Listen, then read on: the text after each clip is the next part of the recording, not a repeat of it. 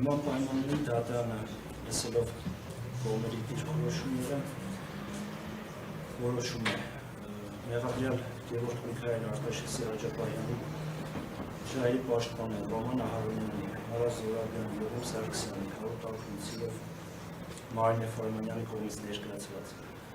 խափան միջոցի փոփոխման մասին միջնորդությունը բավարարել։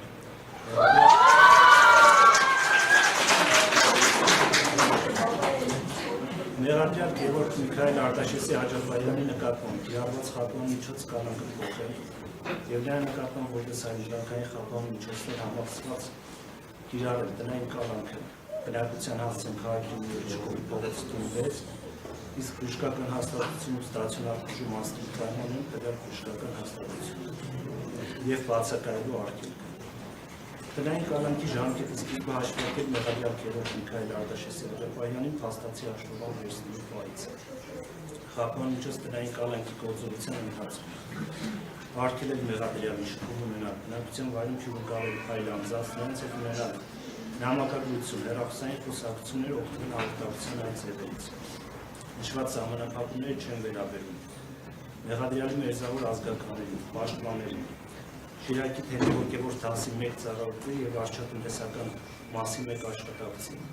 Անհրաժեշտության դեպքում մեղադրյալի առողջական վիճակի նկատմամբ հսկողություն իրականացնել բժշկական անձնակազմի, ինչպես նաև շտապ բժշկական օգնություն, իրավապահ մարմիններ կամ արտակարգ իրավիճակներում փրկարար ծառայություն կանչելու կամ վերահսկողություն իրականացնել մարմինի հետ կապված դեպքի վրա, իսկ այդպիսի դեպքում այդ մասին անապահ տեղեկացնել վերահսկողություն իրականացնող մարմինին։ Տնային կալանք խափան միջոցի կատարում և սահմանափակումների պահպանման նկատմամբ վերահսկողությունը հանձնարարել Հանրապետության նախարարության պրոբացիայի ծառայությունը։ Պարզաբանում եմ նաև, որ որոշումը կարող է բողոքարկվել վճռաբեկ դատարան այս ստանալու օրվանից հետո 15-օրյա ժամկետում։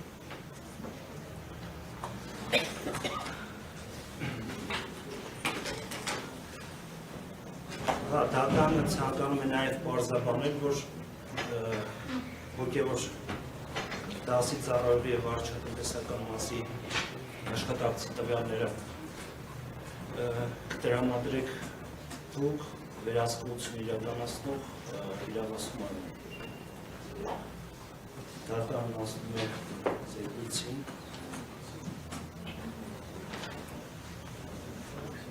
Երևան քաղաքի առաջին հայցյալի ընդհանուր իրավասության քրեական դատարանը 2025 թվականի հոկտեմբերի 3-ին քննել է Թիվ 127-91-01-20 քրեական գործ ըստ մեղադրանքի Գևորգ Միքայել Արտաշեսի Աջապահյանի քրեական օրենսգրքի 422 հատվածով վճռել է։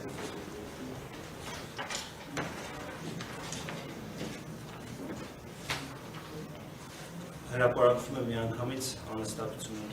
լուծված մասով։ Գևորգ Միքայել Արտաշեսի Աջապահյանին մեղավոր ճանաչել քրեական օրենսգրքի 422 հատվածի 2-րդ մասով նախատեսված արգում և որպես պատժ նշանակել ազատագրվում երկու ժամկետի։ Պատժի սկիզբը հաշվել է 2021 թվականի հունիսի 22-ից։ Մեղադրյալի նկատմամբ ընդգրկված խափան միջոց կալանքը թողնել անփոփոխ մինչև դատարանչի օրինական ուժի շնորհիվ։